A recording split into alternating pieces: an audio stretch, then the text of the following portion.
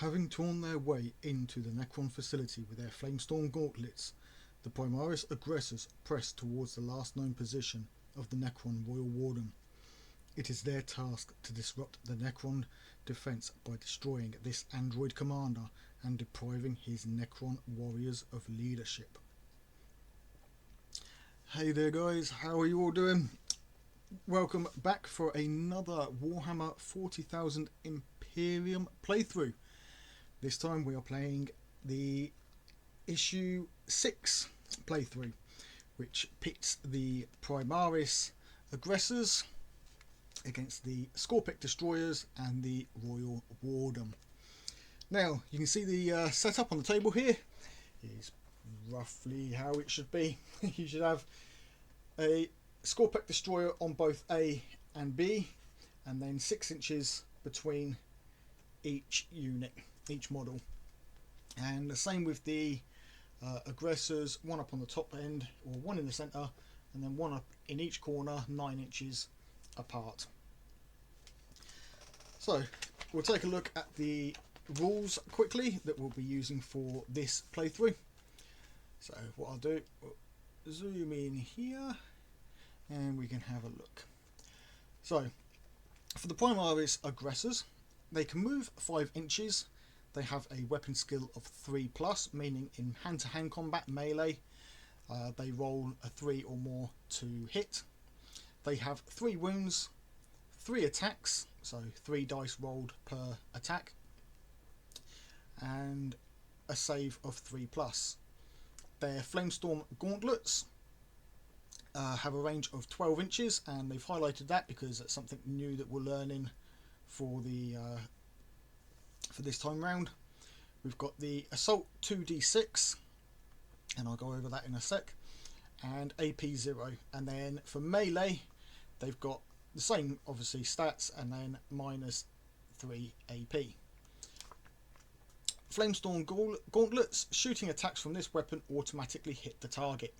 So you roll your 2d6 and that will tell you how many hits your target takes. Next up we have the Royal Wardem.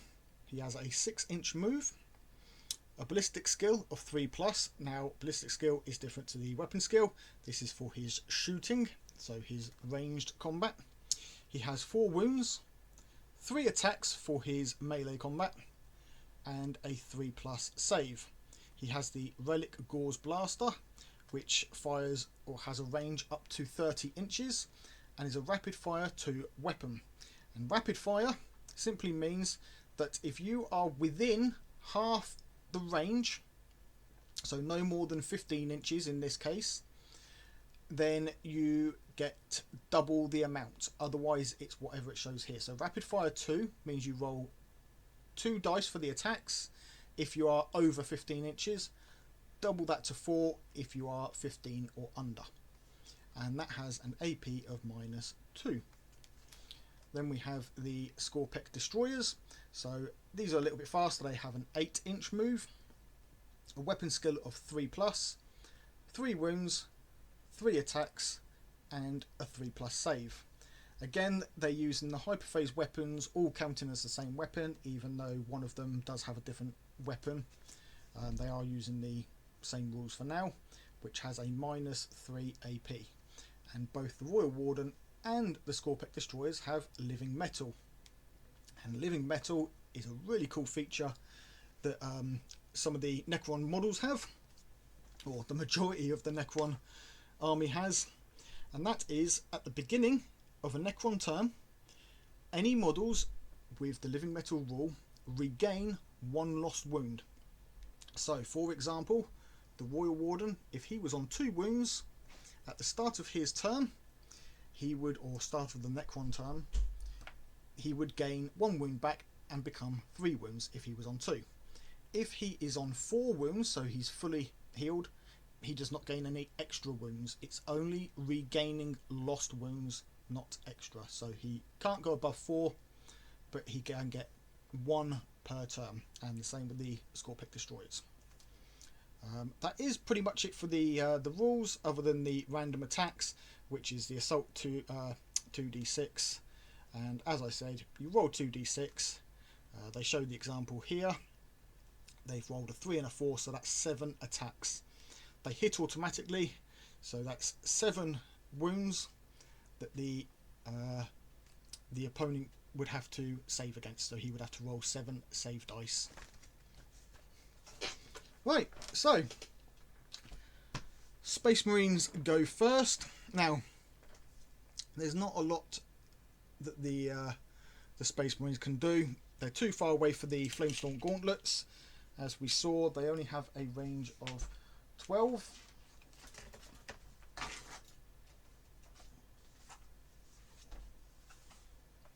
So they only have a range of 12, and we are about 2 feet. The board here is 30 inches, so we know that at the other end of the board here they're not going to reach. So the only thing they can really do this turn is roll is charge. So what we'll do, not charge, advance. So to advance, we roll 1d6 and add that to their movement, which is 5. So 5 plus 1 is terrible. So it looks like this guy down here is only moving 6 inches. There we go. And then we'll do the same for the other 2 up the board. So we've got 4. Not much of a roll there, but so total for 10 inches. And remember, you measure from the front of the base to the front of the base. And then for the last one, we'll get rid of that dice. So he's moving 6 inches as well, so that will put him same spot about there. Obviously I'm playing alone, I'm not too worried about being exact measurement, but looking at where this one was, well, I did measure it, he's just off the line, so it's a little bit easy to tell now that the board's getting some wear and tear from play. And that is it for the Space Marines. 12 inches is not going to get them attacking anything this turn. So Space Marines turn is over. Now for the Necrons. So first of all, we are going to advance. And to do that, we simply roll the dice. That's the same dice. We'll count that one, but I'm switching that dice. That dice, guys, over there. Right, so he's moving 9 inches because he gets his 8 standard plus an extra inch, and we will move him straight for the Aggressor. Now, the objective of this game, I did forget to mention it, is for the Space Marines to kill the Royal Wardem. And the objective for the Necrons is for the Royal Warden to be alive at the end of turn 4. So on turn 4, if he's still alive, Necrons win. If he's died any time before that, then obviously Space Marines win. So there's the first Scorpek Destroyer, aiming for this guy. Second one is going to make a charge here, or an advance, sorry. 2, really not much better, but we get 10 inches. A 10-inch advance, so there, and we'll move him there. We'll do the Royal Warden next, so he'll advance as well. The reason I'm moving him is he's got a rapid fire weapon. We want to get within that 15-inch range. Although he could get the 2 shots here, we want him to get as many shots as possible, so we're going to move him just a little bit back this way and try and get those extra shots. 6. There you go. So he has a movement of 6 inches already, so he's 12 inches. Now, 12 inches will keep him just outside the range of the duty here. And I think we'll actually keep him back a little bit. We don't want him too close. Now remember, you don't have to move the full distance. You can move anything up to that, even once you've what you've rolled. So yeah, I've decided to move him back a little bit. We have the Scorpek Destroyer is going to advance on this guy here. 2 is terrible. but never mind. So again, 10 inches, we'll move us to about there. Right, apologies for the bit of beard down in the corner here. Obviously with the trying to get the full space in, leaning across the table, I am going to get in shot a little bit every now and then, but that's probably the most you'll see of me on camera due to my anxiety. But yeah, there we go. Right, next up, the shoot phase. So you get your move phase, then your shoot phase. Now the Royal Warden is the only one that can shoot, so he gets 4 dice because he's within that 15-inch range, and it is rapid fire 2, so you double. This isn't saying that I'm getting 4, you double whatever the rapid fire weapon is. If it's a rapid fire 1, which I don't think actually exists, then obviously it would be 2. If it was rapid fire 4, it would become 8, etc, etc. So he needs 3s or greater and 2 missed, 2 hit. So the sorry, you guys. So the aggressor now has to roll 2 dice for 2 saves, and he saves on a 3+. So we'll roll this first, and it did terrible. So he's taken 2 wounds, but the Royal Warden does have AP on his Gauze Blaster of -2, so we needed 5s or better to essentially negate that down to a 3, which would still be a success. But he rolled terrible anyway, so he loses 2 wounds. So he is down to 1. Oh no, that's a 3. Where'd the 1 go? So he, oh, there's the chair. That's the chair, guys, not me. He's down to 1 wound. Right, so that's the shoot phase over. Now we do the charge phase. So we'll start at this end of the board and work our way up. Just makes it easier. The Scorpek Destroyer is obviously going to attempt to charge this guy. So for charging, we roll 2 dice, add the result, which is 12 inches. 12 inches? 8 inches, sorry. And that is not enough to get him into base contact. You can see it puts him exactly 1 inch away, which is just outside of the what he needs to be. He needs to be within 1 inch to be considered in melee range. So he does not get to move.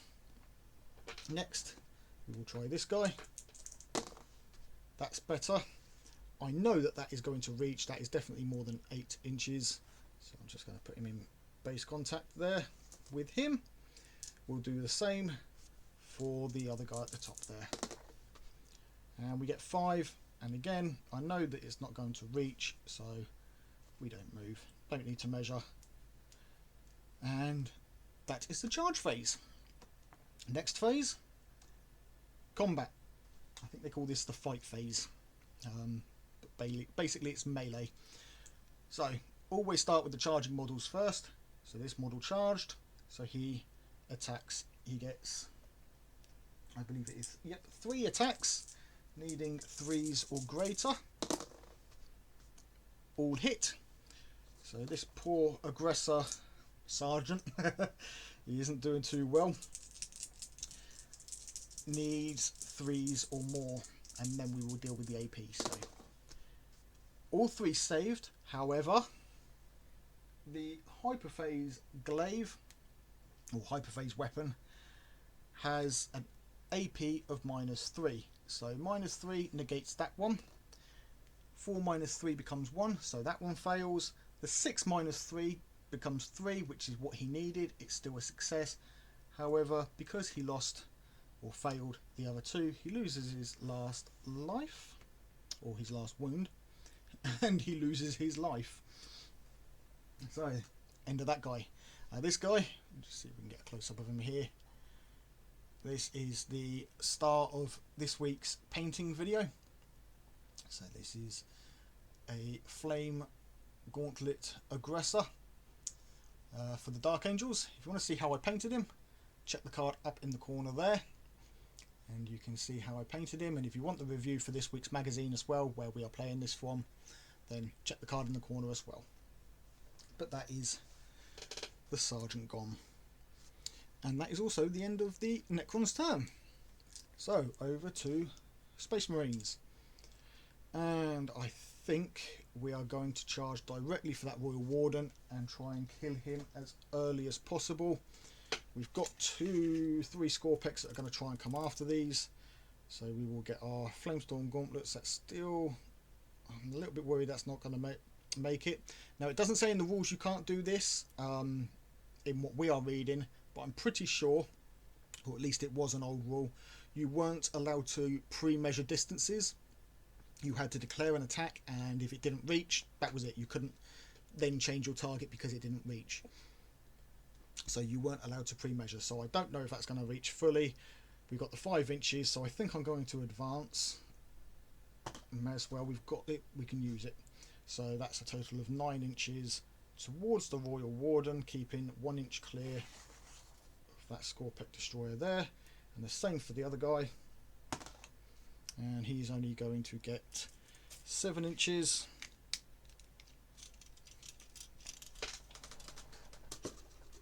So he will move to here. Right, on to the shooting phase. So, Flamestorm Gauntlets. Now these are Assault 2d6, and I will say right now,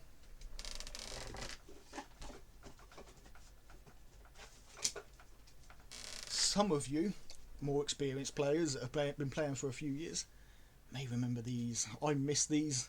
I know I'm pulling away from the video a little bit, guys, but I do miss templates. Templates were so much more fun. You had the blast templates, the smaller templates, and the flamer templates. I can't remember what one this one was from, but I really liked the thick green plastic from this one. But what you would do is you would place the point here over the center of the base of your model, and then any units that were caught by it received damage, and then you would roll to wound and then roll to save. They've done away with that, so now it's within that range of 12 inches, and you roll 2d6, and this is going to tell me how many hits are made on that model. If that was a unit, then it doesn't matter whether the guy who's here and out here or back there. If you make 7 wounds on a unit, they can be allocated to any models within that unit. So we've made 5, so the Royal Warden rolls 5 dice, needing 3s or more, and he fails terribly 3 wounds. So we've got the 2, the 1 and the 1, and then 2 saves of 5s. Now the Flamestorm Gauntlets don't have an AP on their ranged. It's only when they get into melee, because you're being hit by this heavy gauntlet power fist type thing.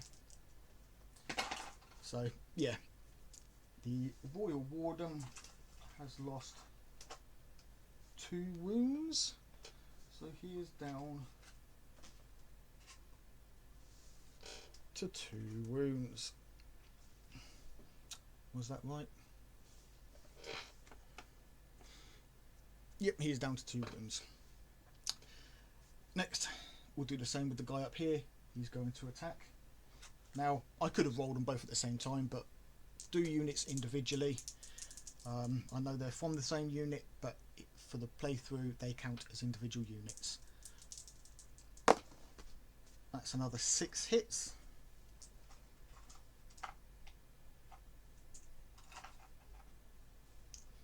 So again, saving on 3s. He fails 2 of them. That kills the Royal Wardem. That wasn't too difficult. There he is, he's out. So there we go, guys. A little bit of a shorter video today. Literally, Space Marines turn 2 won the objective. Now we could play on doing the melee and such, but for the sake of the video, sake of the tutorial, in the playthrough, Space Marines of 1.